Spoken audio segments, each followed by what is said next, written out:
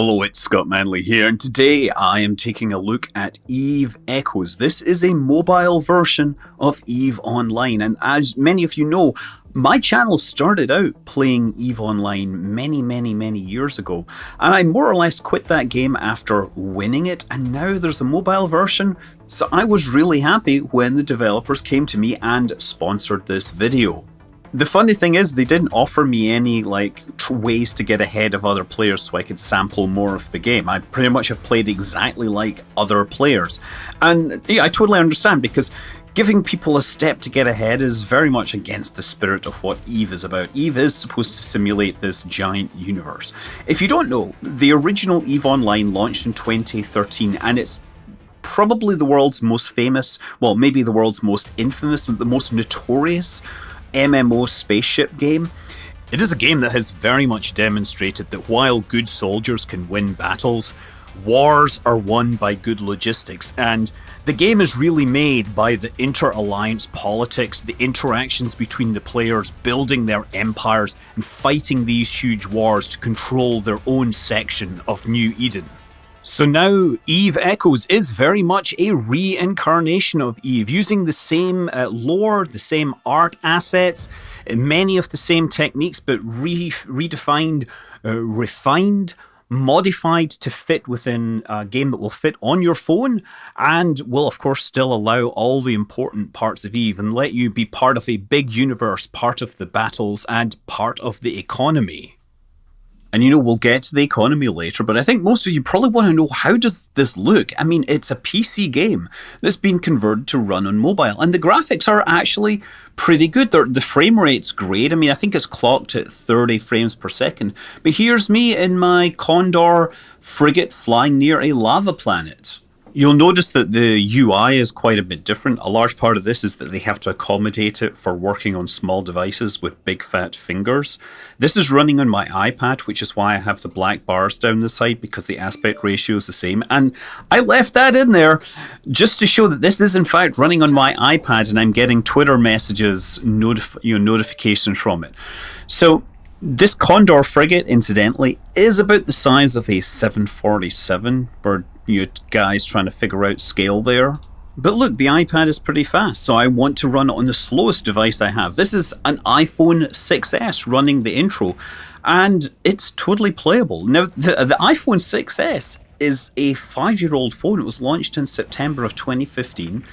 And yet it plays the game just fine at decent quality. So if you've got a reasonably modern device, it'll play it.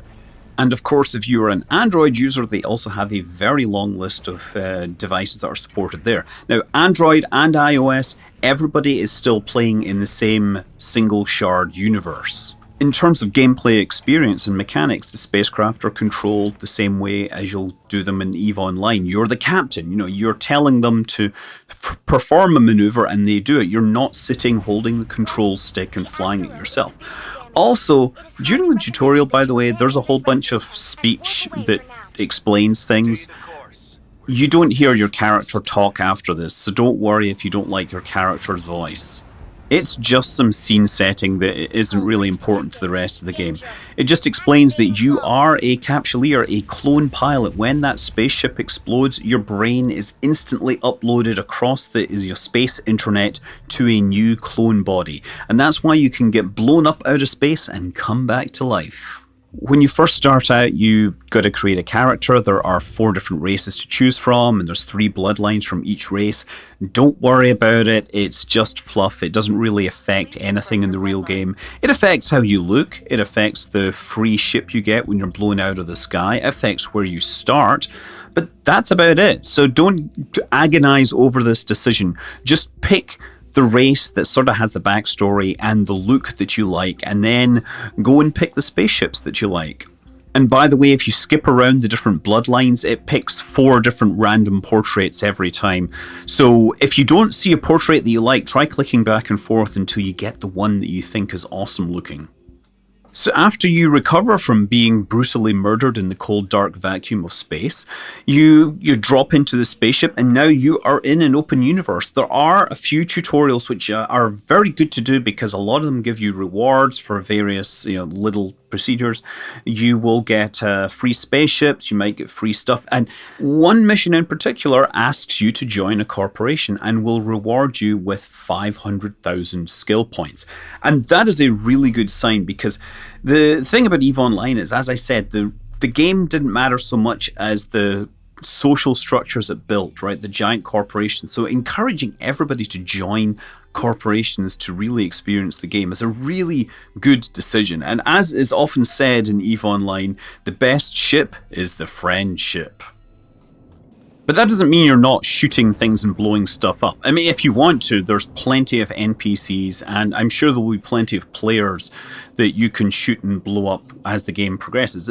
Fundamentally, the mechanics of the game really do revolve around having spaceships blowing each other up. But the thing about EVE Online is that almost all the spaceships in the game are going to be built by the player. Certainly, there's a bunch of ships being given out early on to sort of get the universe kick-started. But as of right now, the largest ships you're going to see are cruisers, because for two reasons. Firstly, most people haven't developed skills for anything bigger, but more importantly, none of the people that build spaceships have developed the technology to build things that much. They need to get the hulls, they need to reverse engineer the blueprints, and only then can they actually mine the minerals, or only then can they start putting the minerals into the manufacturing process, and then that will take time. The important thing about EVE Online is the ecosystem, the economy, is supposed to be player-driven, player-run.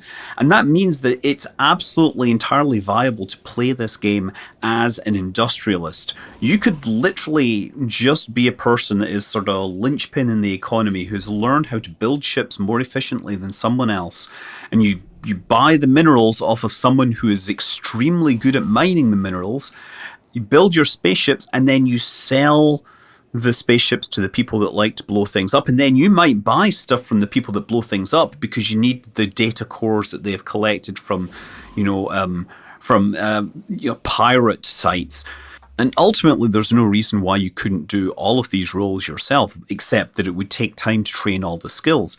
And early on, the game is certainly going to reward specialization, where 3 different people with different skill sets can work together, and all of them make money faster as a result. So yeah, let's actually just talk about the spaceships that are building. The game is borrowing, obviously, the art assets from EVE Online, with a lot of similar themes for the spacecraft. There are no capital ships, so there's no carriers, dreadnoughts, supercarriers, or titans. The cargo ships have been removed from the various factions, and there's only Interbus has cargo ships. But equally, despite only having the subcapitals, they do have a lot more variety. So there are multiple versions of the same hull if you want. So yeah, these are the Amarian spacecraft. Those are sort of like, the Amarians are religious, and they like to build these giant gold tributes to their god Empress. Interesting fact, they specifically talk about the Empress, and if you follow EVE Online, she was assassinated at some point. So this is clearly set in the past, even though it has some features from the future. Yeah, whatever. Regardless, there's no lack of spacecraft. The Minmatar are former slaves of the Amarians. Their whole thing is, in Rust we trust. Their spacecraft have big sort of solar panel wingy bits on them. The Kaldari state are all about corporate mega corporations. They have angular spacecraft that have very powerful shields to protect them, and they like to use missiles. And then there's the Galenti, who have historically been at war with the Kaldari. Their ships are curved, where Kaldaris are angular. They use armor, they use drones, they use short-range blasters. So yeah, different styles between these. And you pick the ones that suit your game style, or perhaps what your corporation wants you to fly in a fleet. The rest of the minor factions all tend to have very specialized ships. You've got the Blood Raiders, Sanshas, Guristas, Serpentis, and Angel Cartel. Those are all pirate factions. Mordu's Legion are sort of they're mercenaries. Interbus build the big transport spacecraft.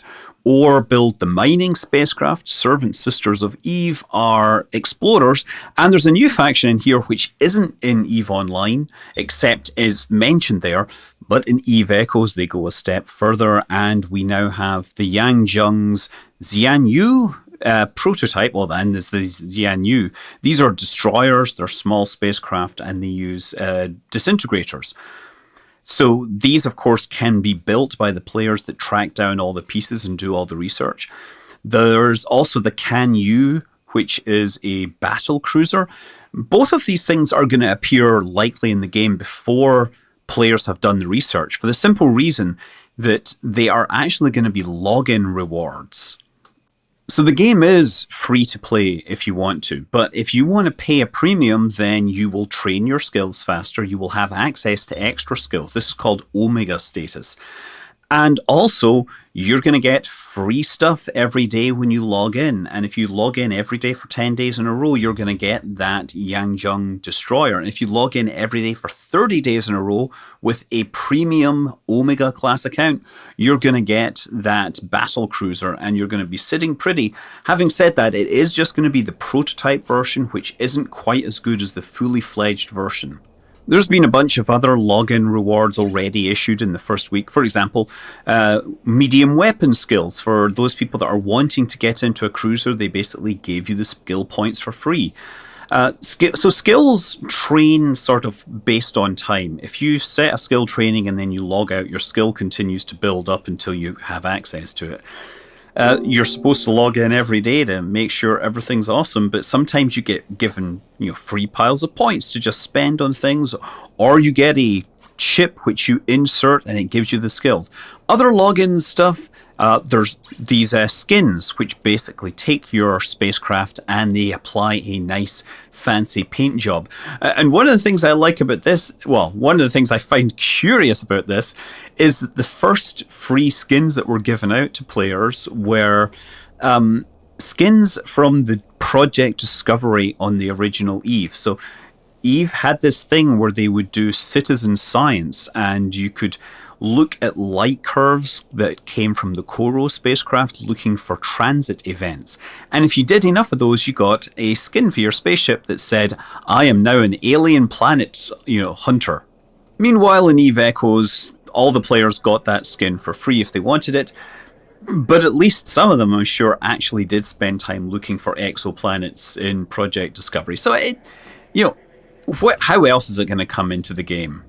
And of course, the skins are all purely cosmetic, but the ships are quite moddable. They have this whole module system where you can put weapons in your high slots and defensive systems in your low slots. This is something that's brought over from EVE Online, but it's radically changed. In particular, weapons do not have ammunition right now, so there's no swapping out damage types. There are plenty of skills in the game. They've all been sort of rearranged, so there's no faction-specific shield, spacecraft piloting skills, but there are faction-specific reverse engineering. There are premium skills that improve your capabilities in something.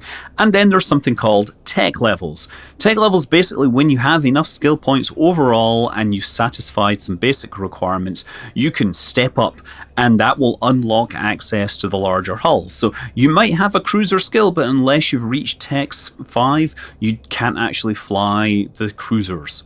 The tutorial system actually gives you rewards right now whenever you ramp up a tech level. So it's actually quite good to try and do this so that you get all the free extras. I think some of them actually include free spaceships, which is nice to have, of course. So anyway, I think these cards kind of give you an idea of what features get unlocked with each level. And there are 10 levels right now. There might be more levels later on. So yeah, the game is available on iOS and Android. It's free. It's a 1.9 gigabyte download, which is pretty big, so do it on Wi-Fi. If you want to pay for it, you can pay extra. You get faster skill training. You get access to more stuff. Obviously it gives you an advantage, but if you know anything about EVE history, you'll know that large numbers of poorly trained, poorly equipped players are way better than one very well skilled, very well equipped player. It's all about having the logistics and the numbers to back it up. So I think by now you can tell whether this is your kind of game, whether you're going to download it. But if you do download it and start flying around New Eden and you see Scott Manley flying around, then yeah, fly dangerously. Shoot that person out of the sky because somebody registered my name without, before I could. I'm Manuel Scotty. Fly safe.